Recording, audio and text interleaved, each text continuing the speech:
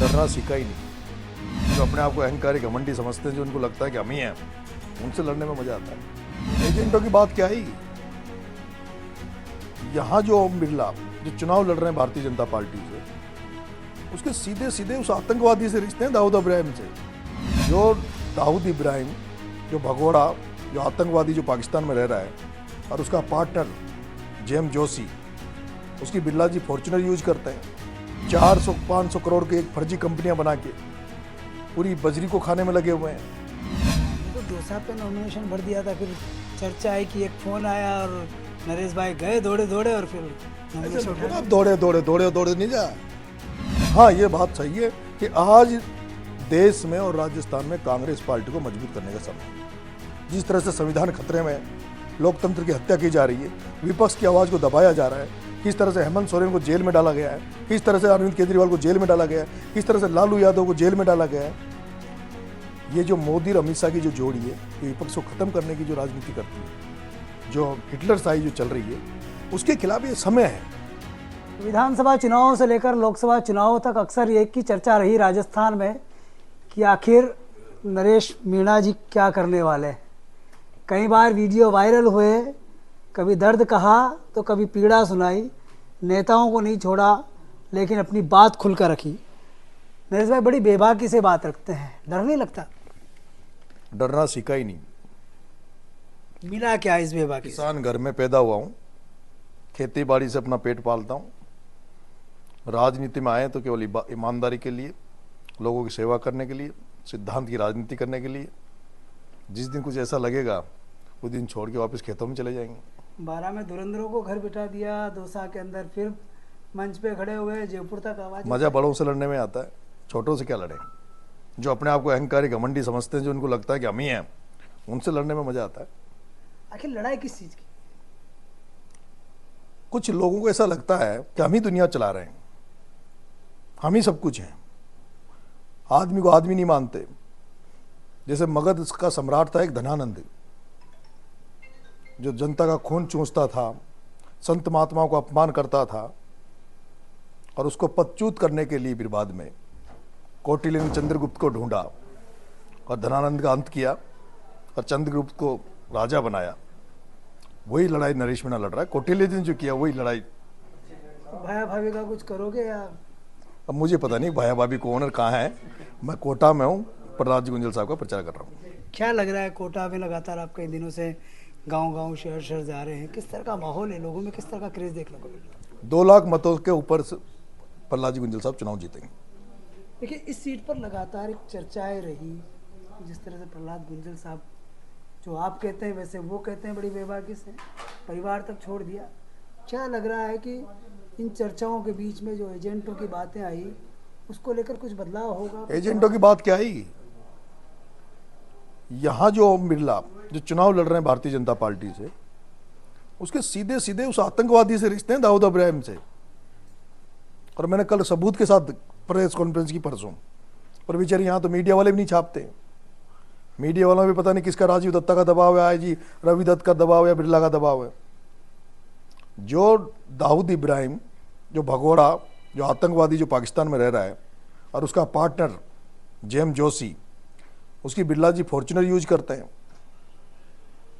एक 400-500 करोड़ की एक फर्जी कंपनियां बना के पूरी बजरी को खाने में लगे हुए हैं।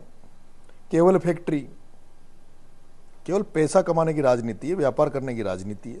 उसके अलावा बिरला जी के पास कुछ नहीं है।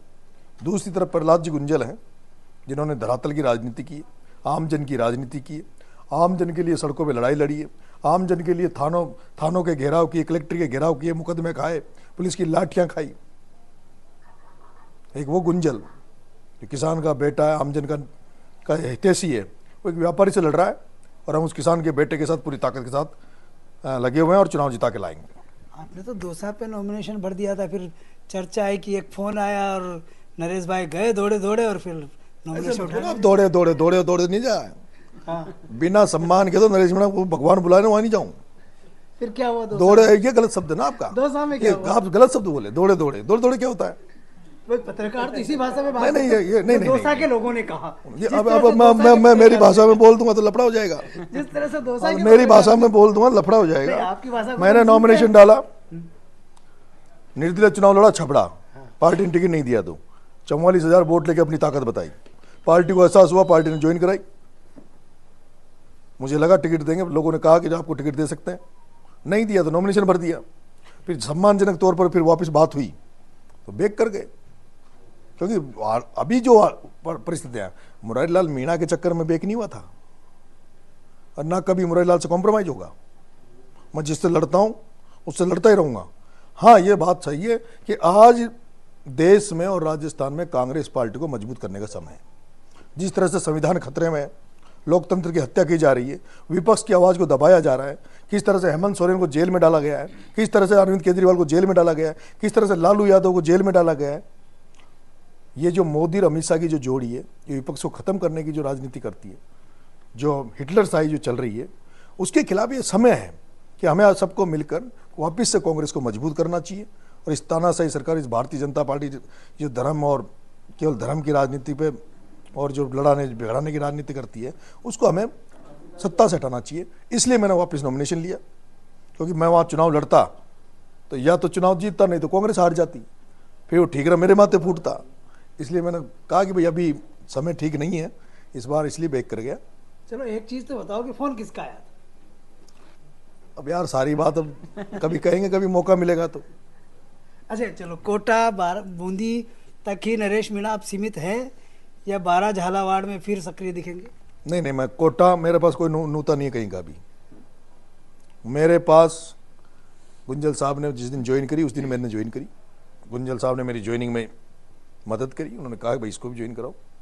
और प्रहलाद जी गुंजल साहब, मेरे एक बार 2010 में मेरी पत्नी जिला परिषद का चुनाव लड़ी थी, तब इनका एक्सीडेंट हो गया था, गाय ने कोई टक्कर मार दी थी। उसके बावजूद भी ये मेरे चुनाव में गए और मेरी पत्नी को सबसे ज़्यादा वोटों से 12 में जिता के आए।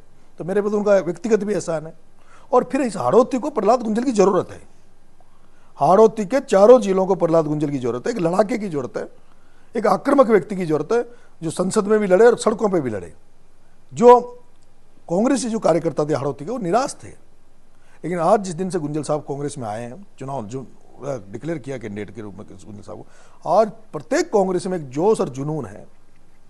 प्रत्येक कांग्रेस को ये लगता है कि गुंजल साहब के आने के बाद हमें भी मौके मिलेंगे और अच्छे कार्यकर्ता, मजबूत कार्यकर्ता, ग्राउंड पे काम करने वाले कार्यकर्ताओं को राजनीति में आगे बढ़ाएंगे। ऐसे में जहां कांग्रेसियों का भयंकर उत्साह है, उसी तरह से मैं देख रहा हूं कि मैंने पहली बार देखा कि एक व्यक्ति पार्टी बदल के दूसरी पार्टी से चुनाव लड़ता है, और उस पार्टी से बदलने के बाद जब दूसरी पार्टी से चुनाव लड़ता है, वो पिछली जो पार्टी थी उसके हजारों कार्यकर्ता उनके साथ पार्टी को छोड़ के, दल को छोड़ के, और पूरी जी जान से कोटा में लगे हुए। लगभग 50,000 लोग ऐसे होंगे जो भारतीय जनता पार्टी छोड़ के आज प्रहलाद जी गुंजल साहब के प्रचार में लगे हुए हैं। यहाँ 1.5 पार्टी चुनाव लड़ रही है गुंजल साहब के साथ, कांग्रेस, आदि बीजेपी, और जो उनके रिश्ते व्यवहार और जिस तरह का यहाँ की जनता माहौल बन चुका है। जिस तरह धनानंद को कौटिल्य ने हटाया था चंद्रगुप्त के द्वारा, उसी तरह कोटा बूंदी की जनता ने तय कर लिया कि इस रावण को मारना है, जो बिरला नामक रावण है उसको मारना है। और आपने जो अभी मैं देख रहा था, आप गुंजल साहब से इंटरव्यू ले रहे थे, आपने पूछा उनके छोटे भाई कहाँ हैं। मैं देख रहा हूँ कि यहाँ प्लेटें, नेम प्लेट जो लगती है कोटा में, जहाँ कहीं भी कोई विकास के नाम पर जो नेम प्लेटें लगाई गई, उन नेम प्लेटों में पहले तो कृष्ण कुमार बिरला क्या नाम, उसका नाम लिखा जाता है, नीचे संदीप शर्मा हिरलाल नगर का लिखा जाता है। वो बिना पद पे, कोई पद पे नहीं है, उसका नाम पहले, वही गजब है। और अब तो सुनने में आया कि वो एमएलए की बेइज्जती कर देता है। संदीप जी शर्मा साहब की बेइज्जती करी बताई, हीरालाल जी नागर साहब की बेइज्जती करी बताई। तो जो आदमी विधायकों को नहीं छोड़ रहा, वो आम जनता को क्या छोड़ेगा? आम जनता से जुड़ने की बड़ी जरूरत है। बिल्कुल हाड़ौती में राजनीति सेवा भाव से, जो कहते हैं हम सेवा भाव के लिए राजनीति में आए, वो कोई सेवा भाव नहीं कर रहे। यहाँ केवल पैसा कमाने की राजनीति है। यहाँ केवल धंधा, राजनीति को धंधा बना लिया, राजनीति को घर भरने का हिस्सा बना लिया, केवल राजनीति को अपने घर और अपने परिवार। आपने कितना बड़ा उदाहरण है, बिना परीक्षा दिए, बिना टेस्ट में पास हुए, बिना इंटरव्यू दिए बिरला जी अपनी बेटी को कलेक्टर बना लेते हैं। क्या हुआ उस आरक्षण का? क्या हुआ बाबा साहब भीमराव अंबेडकर के संविधान का? उन सपनों का क्या हुआ जो हमारे कई दलित भाई, आदिवासी भाई देखते हैं कि हम नौकरी लगेंगे? अगर ऐसे ही बैक और एंट्री होती रही तो उन लोगों का क्या होगा भाई? फिर तो रिजर्वेशन खत्म कर दो, क्या मतलब है? जब आपको बैकडोर एंट्री करनी है, आप जब निजीकरण इस तरह से निजीकरण कर रहे हो, हर संस्था को आप निजी हाथों में दे रहे हो, तो क्यों? और वो अमित शाह कह के गया ना कल, जीते जागते एक एक बीजेपी का कार्यकर्ता जिंदा रहेगा जब तक आरक्षण खतरे में नहीं है। अमित शाह, आरक्षण खतरा तो तेरे इस कैंडिडेट ने कर दिया सबसे पहले तो हमारे आरक्षण को। बिरला ने अपनी बेटी को बिना इंटरव्यू दिए, बिना परीक्षा दिए पास करा लिया, कलेक्टर बना लिया। ये आरक्षण को खतरा नहीं है क्या? चलिए, तमाम राजनीति की बातें हुई, इस पूरी लोकसभा सीट की 3 मेजर समस्याएं क्या देखते हैं आप? देखो, ऐसा है, 2 तरह की समस्या है। शहर में जब हम देखते हैं तो शहर में एयरपोर्ट की एक सबसे बड़ी समस्या है। 2 समस्या इसके अलावा ऐसी है, एम्स और आईआईटी। यहां लाखों बच्चे कोचिंग करने आते हैं। वो बच्चे जब यहां कोचिंग करने आते हैं तो वो सोचते हैं कि हम कोचिंग करने के बाद हमें यहीं आईआईटी मिल जाए, हम यहीं आईआईटी कर लें, यहीं बाकी की हमारी कोचिंग ट्रेनिंग करके हम अपना वो कर लें। लेकिन यहां से कोचिंग करने के बाद वो बच्चे को बंबई जाना पड़ता है, दिल्ली जाना पड़ता है। तो ये बड़ी सेकंड ये है कि यहाँ एयरपोर्ट खुले, सेकंड आईआईटी खुले, और तीसरी यहाँ एक जो सबसे बड़ी जरूरत मुझे यहाँ कोटा में नजर आई वो हॉस्पिटल की नजर आई। यहाँ अच्छा हॉस्पिटल नहीं है। यहाँ लोग सरकारी हॉस्पिटल की जगह यहाँ पे एक सुधा हॉस्पिटल है, कोई मैत्री हॉस्पिटल है, और जहाँ ये कंडीशन है सुधा और मैत्री हॉस्पिटल में, वहाँ लोगों की जब तक मरता नहीं है, जब तक इलाज करते रहते हैं, पैसा ऐंठते रहते हैं, वो मरने वाले को मार देते हैं, घर वालों को भी मार देते हैं, उनके परिजनों को नोच नोच के, जब तक उनकी जेबों को खाली नहीं कर लेते, एक एक रुपये नहीं छीन लेते, और जब इनको लगता है कि अब कुछ नहीं बचा तब जयपुर के लिए रेफर करते हैं। आज हालात यह है कि कोई भी छोटी सी बीमारी के लिए यहाँ पे मरीजों को इनके प्राइवेट हॉस्पिटलों में जाना पड़ता है, जहाँ आम जन से बहुत ज़्यादा पैसा लूटा जाता है, और उसके बावजूद भी अच्छी सुविधा हॉस्पिटल की नहीं होने के बाद रेफर जयपुर किया जाता है। और मैं जयपुर में रहता हूँ, मैंने ज़्यादातर कई बार मेरे पास फ़ोन आते हैं, भाई साहब ये रेफर कर दिया, लेकिन जो जयपुर उस कंडीशन में भेजते हैं जो उसके बाद सब कुछ खत्म हो जाता है, और वो ज़्यादातर बेचारे खाली हाथ वापस लौटते हैं। हम ये चाहते हैं कि एम्स खुलता।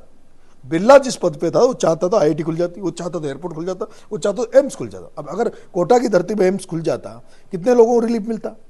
लोगों को इधर उधर दिल्ली बम्बई नीचे भागना पड़ता इलाज के लिए। तीसरा, गाँव में एक अलग समस्या है। ये पूरा कोटा, बारा, बूंदी, झालावाड़ किसानों से भरा हुआ है। यहाँ किसान के पास आय का कोई दूसरा स्रोत नहीं खेती के अलावा, और खेती में ये हालत है कि जब उस किसान को खाद की जरूरत पड़े तो उसको लाइन में लगना पड़ता है। खाद के लिए उसको ब्लैक मेलिंग में खाद मिलता है। खाद का 400 का कट्टा 600 में, डीएपी का 1200 का 1600 में। यहाँ का जो किसानों के जो बच्चे यहाँ आ रहे हैं उनकी हालत आपके सामने। कोचिंगों में फीस, आम आदमी इस इलाके में मजदूर और जो आम आदमी है वो अपने बच्चों को नौकरी नहीं लगा सकता। वो सपने देखता मैं मेरे बच्चों को पढ़ाऊंगा, लिखाऊंगा, नौकरी लगाऊंगा, लेकिन कहाँ है? यहाँ तो एलन मेयर ये जो कोचिंग है सब, और सब बिरला के रिश्तेदार है, सब में पार्टनर से बिरला की। मैं पूछना चाहता हूँ ओम बिरला जी से कि बिरला जी, आपने 10 साल सांसद रहे, आप उसके पहले 10 साल एमएलए रहे, आप चाहते तो इन बच्चों को जो किराए पे, जो महंगे महंगे किराए के कमरों में जो रह रहे हैं, इनको आप गवर्नमेंट से स्कॉलरशिप दिलवा देते। जो कोचिंगों में जो बच्चे पढ़ रहे हैं उनके फीस में आप रियायत करवाते, लेकिन नहीं करवाया। और इलाकों में, ग्रामीण इलाके में नहरीकरण टूटा हुआ है। हमने देखा शुगर मिल बंद पड़ी है केशवरायपाटन में।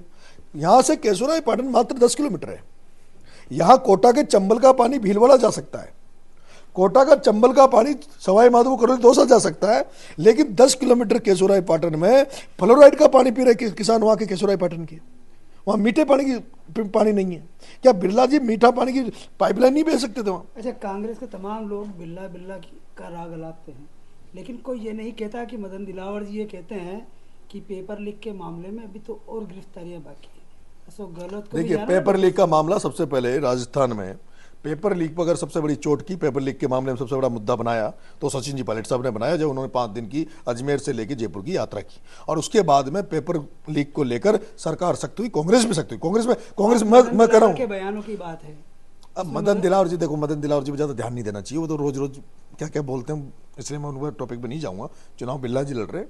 पेपर लीक की आपने बात करी, पेपर लीक पे सबसे पहले सचिन पायलट बोले, उसके बाद कांग्रेस ने कानून बनाए, उन कानूनों पे अब काम चल रहा है, उन कानूनों के तहत गिरफ्तारियां हो रही है, तो होनी है। चलो, आपके पास मुद्दा सिर्फ 12 कोटा का है, मेरे पास बूंदी का है, हाँ। लेकिन 12 झालावाड़ से अगर कॉल आएगा तो फिर जाएंगे? हम बुलाएंगे तो जाएंगे, क्यों नहीं जाएंगे? कांग्रेस के कार्यकर्ता हैं, कांग्रेस के कार्यकर्ता के नाते जाएंगे, पर बुलाएंगे तभी तो जाएंगे। चलो, अच्छा आपको याद है कि हाँ कोई है वहाँ पे? अब पता नहीं मुझे कौन पता है, लेकिन मैं तो ये कि मेरे को कोई बुलाएगा तो चला जाऊंगा। वहाँ क्या है? तो क्या लग रहा है, अब राजस्थान के दूसरे चरण में होना है चुनाव, तारीखें नज़दीक है, किस तरह का माहौल आखिर से? मेरा एक तरफा फोकस कोटा बूंदी पे, कोटा बूंदी के अलावा मुझे कुछ दिख ही नहीं रहा। हम तो भगवान से आशा करते हैं, उम्मीद करते हैं कि जो जोश लोगों में दिख रहा है, जो बीर गुंजल के प्रति जो विश्वास जनता को दिख रहा है, जनता ये 2-3 दिन बच्चे भ्रमित ना हो, जनता किसी बहकावे में नहीं आए, जनता किसी के पैसे के लोभ में नहीं आए।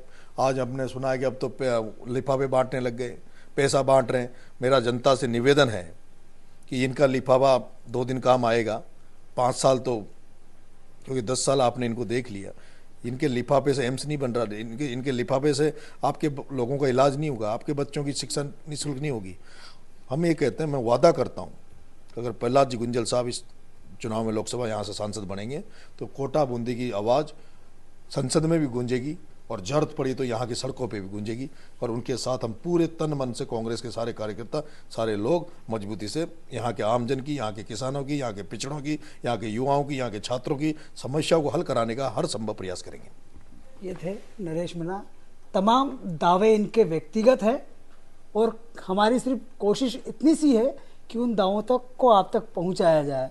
अब इंतज़ार सिर्फ 4 जून का है, जब इनके दावों की कितनी हकीकत सामने आती है और किस तरह से बीजेपी के गढ़ को कांग्रेस भेद पाती है। पुरुषोत्तम जोशी, वन इंडिया कोटा।